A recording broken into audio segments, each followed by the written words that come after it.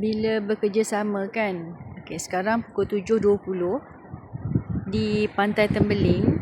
Sekarang ni memang air akan pasang lah. Air akan naik. Jadi bila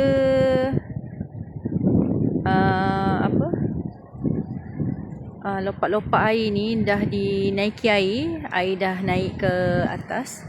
Jadi lama-lama dia akan membentuk lautan yang besar lah kat sini kan. Jadi kat sini kita boleh nampak kerjasama lah. Sikit-sikit kat sini penuh. Kemudian nanti bila naik je air dekat sini penuh. Kat sana penuh. Jadi dia akan menjadi satu dataran lautan yang sangat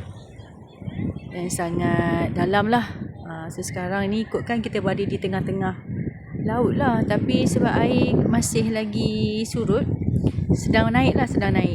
Sekarang pukul 7.20 hari Isnin di Pantai Tembeling, Kuantan, Pahang Darul Makmur. Cantik pemandangan. Kita nampak menara 188. Ni deretan pokok ru.